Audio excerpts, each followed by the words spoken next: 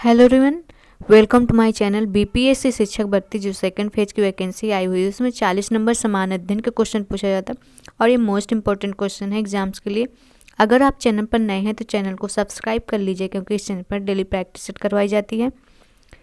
इसका पहला प्रश्न देखते। पहला प्रश्न है, भारत के कुल कृषि के कितने प्रतिशत क्षेत्र में सिंचाई होती है? तो कितने प्रतिशत क्षेत्र में होती है सिंचाई? तो होती है 40%। राइट आंसर हो जाएगा ऑप्शन नंबर डी। भारत के कृषि क्षेत्र के कुल 40% क्षेत्र में ही सिंचाई होती है। शेष क्षेत्रों में खेती मुख्यतः जो होती है वो वर्षा पर निर्भर होती है और नदी मैदानों के अतिरिक्त हमारे देश के तटीय क्षेत्रों में अच्छी सिंचाई होती है। तो राइट आंसर हो जाएगा ऑप्शन नंबर डी। नेक्स्ट है, निम्नलिखित में कौन सा सबसे अधिक श्रम आधारित क्षेत्र है? तो कौन सा है जो सबसे अधिक श्रम आधारित क्षेत्र है? तो यह है कृषि। राइट आंसर हो जाएगा ऑप्शन नंबर ए। कृषि क्षेत्र जो है वो सबसे अधिक श्रम इसमें लगता है। कृषि उत्पादन में एक मूलभूत कठिनाई भी होती है और खेती में प्रयुक्त भूमि क्षेत्र जो होते हैं वो स्थिर होती है और अपने में अधिक श्रम बल को समाहित किए होती है। तो राइट आंसर हो जाएगा ऑप्शन नंबर ए। नेक्स्ट है, श्वेत क्रांति से क्या समझते हैं? श्वेत क्रांति से क्या समझते हैं? तो ये दुग्ध उत्पादन में विकास करता है। राइट आंसर हो जाएगा ऑप्शन नंबर बी। श्वेत क्रांति से आशय दुग्ध उत्पादन में विकास है। भारत में श्वेत क्रांति डॉक्टर वर्गीज कुरियन के दिमाग की उपज थी। इनके अंतर्गत गुजरात सहकारी दुग्ध विपणन संघ लिमिटेड और राष्ट्रीय डेयरी विकास बोर्ड जैसे कई महत्वपूर्ण संस्थाओं की स्थापना की गई थी। राइट आंसर हो जाएगा बी। नेक्स्ट क्वेश्चन है, दिए गए कथन और कारण पर विचार करिए तथा सही उत्तर दीजिए। कथन क्या दिया गया है? प्राथमिक स्कूल प्रणाली भारत के 5 लाख से भी अधिक गांव में फैली हुई है। तो सही है, कथन सही है। कारण क्या दिया गया है? दुर्भाग्यवश स्कूल शिक्षा के इस विस्तार को शिक्षा के निम्न स्तर और पढ़ाई बीच में छोड़ने की उच्च दर ने कमजोर कर दिया है। तो इसका जो राइट आंसर हो जाएगा ऑप्शन नंबर हो जाएगा ए। दोनों सही हैं और इसकी सही व्याख्या भी हो रही है। राइट आंसर हो जाएगा ए। नेक्स्ट है, आर्थिक शिक्षा 2022-23 के अनुसार भारत में प्राथमिक विद्यालय, माध्यमिक विद्यालय, विश्वविद्यालयों और महाविद्यालयों की संख्या में से कौन सा सुमेलित नहीं है? इसमें पूछा गया है कौन सा सुमेलित नहीं है। इसका देख लेते हैं कौन सा सुमेलित नहीं है। प्राथमिक विद्यालय का दिया हुआ है 7,60,460, सही है। और माध्यमिक विद्यालय का दिया हुआ है 1,50,452, भी सही है। और विश्वविद्यालय का दिया है 500। तो इसका ये 500 नहीं है, इसका हो जाएगा 1,043, इतना हो जाएगा इसका। और ये सही है। बाकी इसका जो राइट आंसर हो जाएगा ऑप्शन नंबर सी हो जाएगा क्योंकि इसमें पूछा गया है कौन से सुमेलित नहीं है, तो सी नहीं सुमेलित है। इसमें संख्या पूछी गई थी तो विश्वविद्यालय क्या हो जाएगा 1,043। नेक्स्ट क्वेश्चन देखते हैं।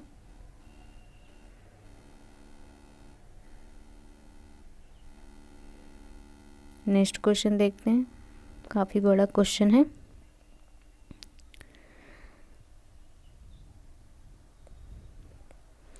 दिए गए कथनों में सही विकल्प का चयन करें, पूछा है। सही विकल्प का चयन करें। कथन दिया है, फिर 2 कथन दिए गए हैं, तो कौन कौन से कथन सही पूछा है।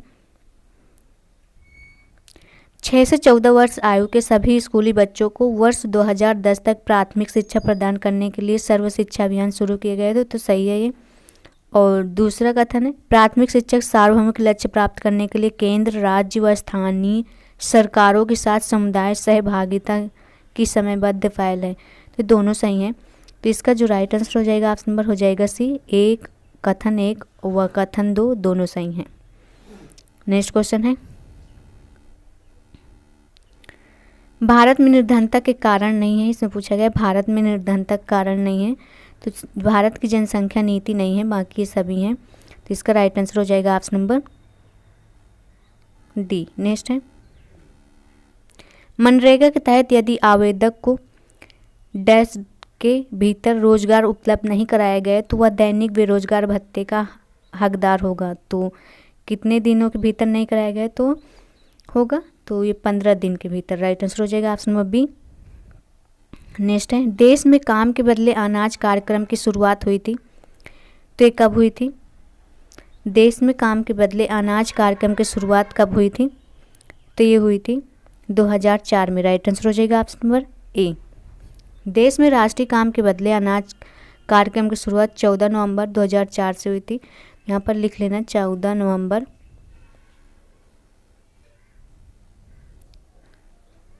2004 को हुई थी। यह कार्यक्रम देश के सबसे पिछड़े 150 जिलों में लागू किया गया था। यह कार्यक्रम उन सभी ग्रामीण निर्धनों के लिए था जिन्हें मजदूरी पर रोजगार की आवश्यकता है और जो अकुशल शारीरिक श्रम करने के इच्छुक हैं। तो राइट आंसर हो जाएगा ए। नेक्स्ट है, राशन कार्ड कितने प्रकार के होते हैं? तो ये 3 प्रकार के होते हैं। राइट आंसर हो जाएगा बी। नेक्स्ट है, न्यूनतम समर्थक मूल्य एमएसपी क्या है?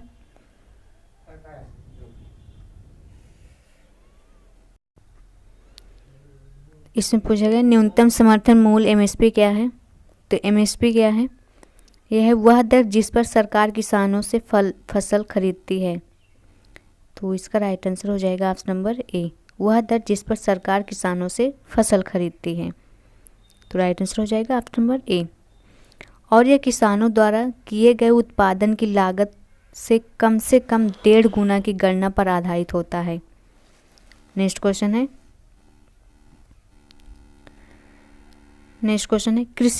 कृषि लागत और मूल्य आयोग CACP द्वारा कितनी फसलों के लिए एमएसपी जारी करता है? तो कितनी फसलों के लिए करता है? ये करता है 22 फसलों के लिए। राइट आंसर हो जाएगा option number B.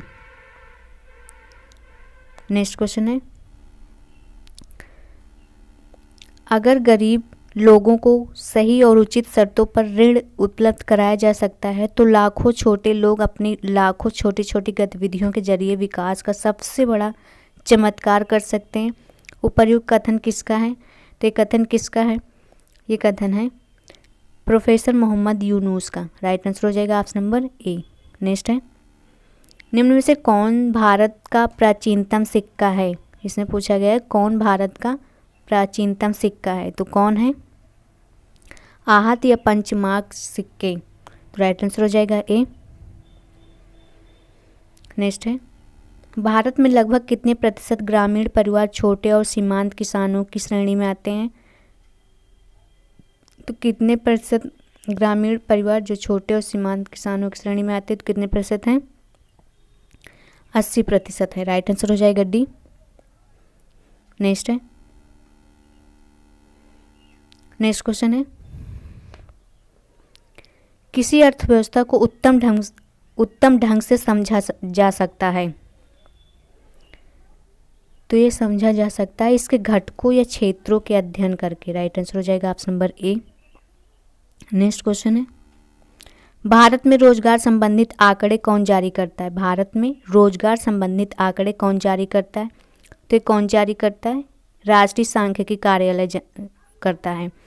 Right answer हो जाएगा ऑप्शन नंबर बी। भारत में रोजगार संबंधित आंकड़े राष्ट्रीय सांख्यिकी कार्यालय द्वारा रोजगार एवं बेरोजगारी पर किए गए पंचवर्षीय सर्वेक्षणों के आंकड़ों के आधार पर जारी किया जाता है। नेक्स्ट है, भारत में साक्षरता दर है। भारत में साक्षरता दर है, इसका राइट आंसर हो जाएगा ऑप्शन नंबर बी, 7 वर्ष और उससे अधिक आयु के साक्षर जनसंख्या के अनुपात से। राइट आंसर हो जाएगा बी। नेक्स्ट है, भारत में शिशु मृत्यु दर का आकलन किया जाता है।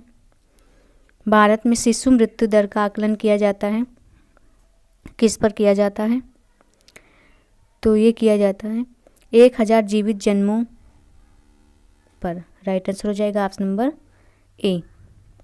भारत में शिशु मृत्यु दर किसी वर्ष में पैदा हुए 1000 जीवित बच्चों में से 1 वर्ष की आयु से पहले मरने वाले बच्चों का अनुपात दिखाती है। नेक्स्ट है, निवल उपस्थिति अनुपात में शामिल किए गए हैं। निवल उपस्थिति अनुपात में शामिल किए गए हैं, तो किसे शामिल किए गए हैं? ये शामिल किए गए हैं 14 व 15 वर्ष की आयु के बच्चे को। राइट आंसर हो जाएगा डी। नेक्स्ट है,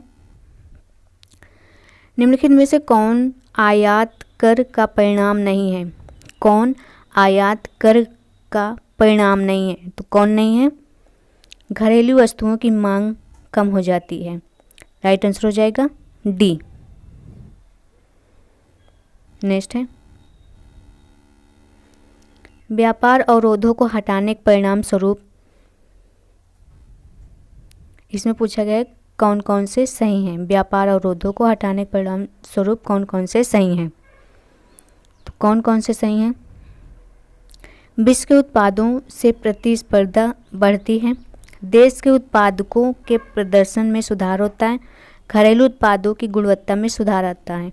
तो तीनों होते हैं। इसका राइट आंसर हो जाएगा ऑप्शन नंबर डी। नेक्स्ट है, केंद्रीय बजट 2022-23 के अनुसार अगले 25 साल भारत 100 के अमृत काल में प्रवेश करते हुए कितनी प्राथमिकताओं में विकास पर जोर दिया गया है? तो कितनी प्राथमिकताओं पर जोर दिया गया है? तो ये जोर दिया गया है 4 पर। राइट आंसर हो जाएगा option number A. Next question है, निम्नलिखित में से कौन से उपभोक्ताओं के शोषण के कारण है? कौन से हैं जो उपभोक्ताओं के शोषण के कारण हैं? तो ये है सीमित सूचना है, सीमित आपूर्ति है, सीमित प्रतिस्पर्धा है, साक्षरता कम होना। तो ये सभी सही है। इसका राइट आंसर हो जाएगा डी। नेक्स्ट है,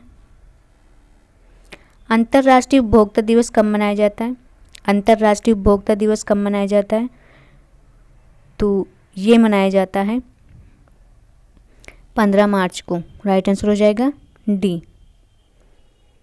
नेक्स्ट है, हमारे देश के ग्रामीण परिवार में से लगभग कितने प्रतिशत लोग खेतीहर मजदूर हैं? तो कितने प्रतिशत लोग खेतीहर मजदूर हैं? तो ये हैं 40% लोग। राइट आंसर हो जाएगा बी। नेक्स्ट है, शहरों में दिहाड़ी पर काम करने वाले मजदूरों और मिस्त्रियों के एकत्र होने का स्थान क्या कहलाता है? तो ये कहलाता है लेबर चौक।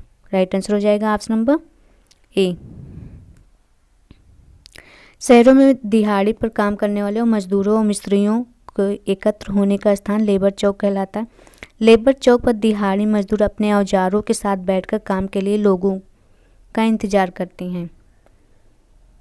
नेक्स्ट है, पक्की दुकानों के विषय में कौन सा विकल्प सत्य नहीं है? कौन सा विकल्प सत्य नहीं है? यह स्थायी प्रवृत्ति की होती, सही है। दुकानों का किराया, बिजली बिल, सरकारी शुल्क आदि देना होता है, सही है। इन दुकानों पर काम करने वाले कर्मचारियों की तनख्वाह को भी वहन करना होता है और यह स्थायी प्रकृति की होती है। तो इसमें पूछा गया कौन सा सत्य नहीं है? तो डी जो है सत्य नहीं है, स्थायी प्रवृत्ति की नहीं होती है, स्थायी प्रवृत्ति की होती है। नेक्स्ट, वे लोग जो वस्तु के उत्पादक और वस्तु के उपभोक्ता के बीच में होते हैं उन्हें क्या कहते हैं? तो इन्हें कहते हैं व्यापारी। राइट आंसर हो जाएगा सी।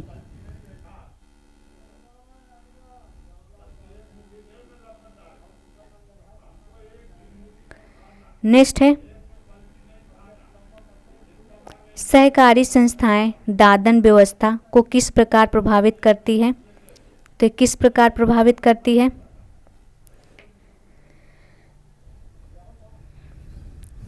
तो ए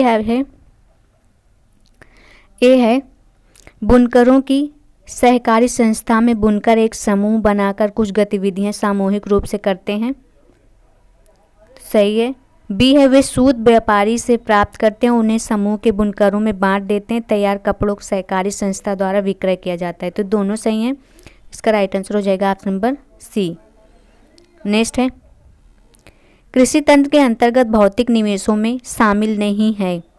कृषि तंत्र के अंतर्गत भौतिक निवेशों में शामिल नहीं है, तो कौन शामिल नहीं है? तो ये शामिल नहीं है श्रम।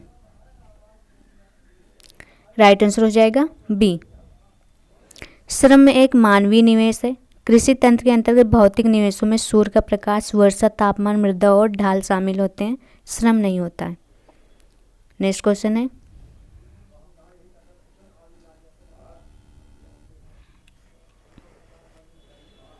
नेक्स्ट क्वेश्चन देखते हैं। कृषि का वर्गीकरण किस आधार पर किया जाता है? कृषि का वर्गीकरण किस आधार पर किया जाता है? जोत का आकार के आधार पर। राइट आंसर हो जाएगा ऑप्शन नंबर डी। नेक्स्ट है, भौगोलिक दशाओं, उत्पाद की मांग, श्रम और प्रौद्योगिकी के स्तर के आधार पर कृषि को कितने भागों में वर्गीकृत किया गया है? तो कितने भागों में वर्गीकृत किया गया है? तो ये किया गया है 2 भागों में। राइट आंसर हो जाएगा ऑप्शन नंबर ए,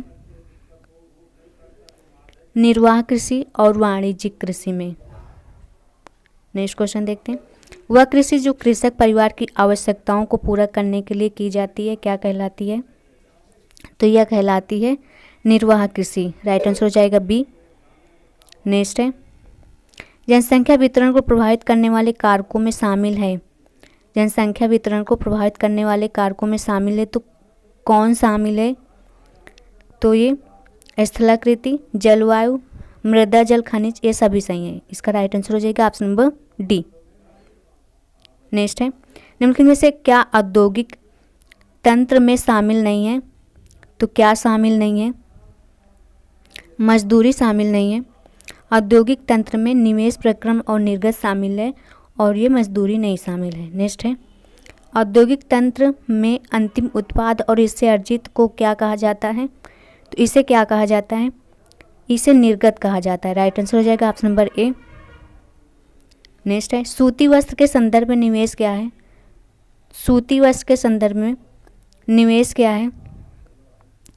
तो मानव श्रम है, कारखाना है, परिवहन है, ये सभी हैं। तो इसका राइट आंसर हो जाएगा ऑप्शन नंबर डी। नेक्स्ट है, एक औद्योगिक तंत्र में ओटाई, कटाई, बुनाई, रंगाई और छपाई की क्रियाएं होती हैं। तो ये किस में होती हैं? निवेश में होती है। राइट आंसर हो जाएगा डी। सॉरी, इसका प्रक्रम में होती है। राइट आंसर हो जाएगा सी। नेक्स्ट है, इनमें से कौन सा मानव निर्मित संसाधन है? इसमें पूछा गया मानव निर्मित संसाधन है, कौन सा है? कैंसर उपचार की औषधि जो है मानव निर्मित संसाधन है। राइट आंसर हो जाएगा ऑप्शन नंबर ए। अगर वीडियो अच्छी लगी हो तो लाइक एंड शेयर सब्सक्राइब कर लीजिएगा और इसकी PDF डिस्क्रिप्शन में मिल जाएगी।